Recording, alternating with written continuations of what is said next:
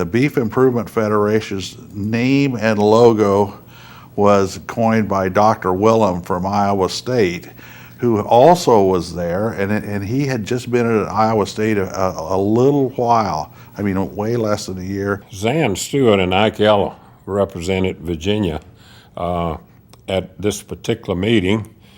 And during that meeting, Zan called me and asked me if I would be interested, or that he and Ike would like to nominate me as a board member representing the Eastern United States. After I'd gone through a number of good reasons that I wouldn't consider it, and admittedly, Zan was rather insistent. But finally, he said, "Wait a minute, Ike wants to talk to you." Well, Ike came on and he said, "We need to be up front with you." Said, "The elections were yesterday." And said, "We nominated you and each one of us spoke on your behalf, and we got you elected to the board of BIF, and I just wanted to congratulate you." Of what I thought they had done to me, very shortly turned out what they had done for me.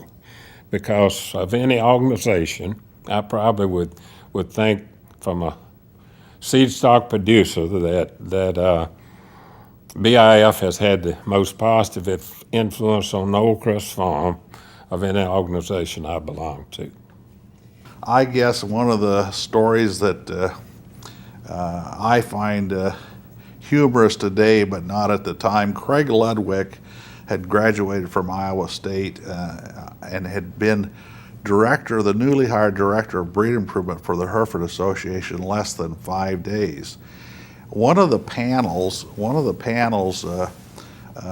told what they had been doing so that the people in the audience could understand. And I remember Ike Eller was representing the BCIAs, and Craig was representing some of the Herefords, was representing the breed associations. And he finished his talk by saying, "We don't have any programs in place yet for performance testing, but we're designing them now, and when they get in place, we'll catch up with all the rest of you within about 2 years."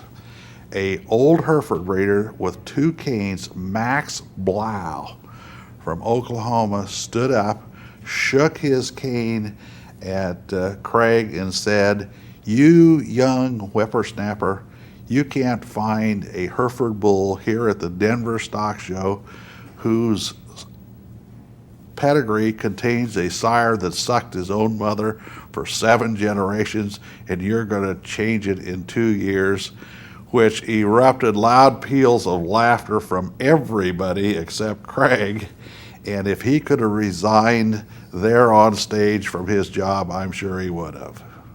As it turned out, Craig then became very instrumental, a great supporter of BIF, and helped develop one of the really good performance programs that the Hereford Association adopted. We had an excellent meeting in Sacramento, and I think that was in the, you might recall, Ron, in the 80s, I suppose. And Jack Farmer was the president at that time from Antonio Mountain, and we actually, part of the meeting was held at his place in his auction barn, and we filled it with 300 or 400 people. And it's pretty humorous because Jack had to give, and I use the word had because he just hated public speaking, but he had to give this farewell address to this crowd as an outgoing president. And I remember it was so good because the barn was clear full of people, and his speech was written word for word. And he started talking, he looked down at the speech, and he never looked up. He just read line after line, and it was very well prepared, but he just hated this, this standing in front of people. And unfortunately, the bus had to leave to go back to the hotel, and they loaded up these 300 or 400 people about 3/4 of the way through this speech. And so when he looked up at the first time he ever looked up giving this speech, the place was empty. And it was such a hoot. And I don't know if he was relieved or sad, but it was real. That was a great moment. Well, probably the best meeting that we all loved was California, because Bill Bohr had it set up that we took buses and we went to the Napa Valley on our tour. And we went to, I don't know, 5 or 6 different wineries and had a wine tasting at each one of them. Then we went back to where, I can't remember, Barrington Wines were headquarters. And they had a barbecue for us, big steak fry, and all the wine you wanted to drink. And they would say, the gals that were serving it, they just put the bottles on, then you poured it, And they'd say, now if this bottle is opened, we have to throw it away. So obviously, there were a lot of open bottles when we were ready to take off, but none of them got thrown away. But by the time we got back to Sacramento, man, everybody was done for. And that was always the best one as far as I was concerned. Well, we've had some good, again, I'll go back to Sacramento because and I'm an old Iowa boy, and when you go out to a vineyard and you have this little dinner party in the evening and they line up all these bottles of wine, and particularly they're all free, So I remember on the bus ride back, it was, people sang that had never sang before, including Dr. Wilhelm. Dr. Wilhelm was really feeling, he was pretty jovial coming back on that bus to the motel, and it was a memorable ride, I'll say that, because it was good. Yep, he hit some notes that he hadn't found there for quite some time. I can remember a Breed Association executive stating very strongly at that first genetic workshop, prediction workshop, when one or two of the scientists said, with our new whole animal model, we'll be able to compare herds. And this one breed exec found that to be unacceptable and said, we will never do that.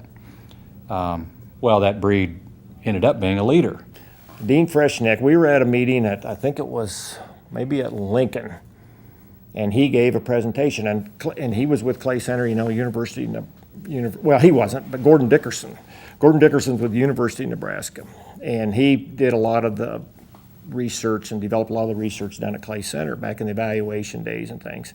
Well, when anybody from Clay Center gave a presentation, or nearly everyone, they had these gigantic slides of formulas that were barely visible, by the crowd, and they go through them meticulously, one formula after another. And Gordon was, of course, brilliant, and he was very good at this. Well, Dean Freshneck, of course, was extension from Oregon State, and he was very theatrical and big-chested, and he played Caesar in plays and, had this booming voice. Well, we're sitting there listening to Gordon for about a half hour, and everybody's kind of dozing off, and this formula just keeps going back and forth across the slide. And pretty soon, Dean raises his hands. He says, Dr. Dickerson, he says, the third line down, the second formula, shouldn't that be reversed? And he's just being humorous, and Gordon didn't know it. Another half hour, man, to explain that, why he was right. Oh, it was a stitch. I attended my first BIF meeting in 1979. I was a graduate student at Colorado State University and had never been to a BIF meeting before. And I tell you, I was more energized leaving that meeting than any other event or meeting I'd ever attended. And right then and there, I knew that I wanted to be involved more involved in genetic evaluation, probably in carrying that information to producers. And I also knew that at some way or another I wanted to get more involved in BIF.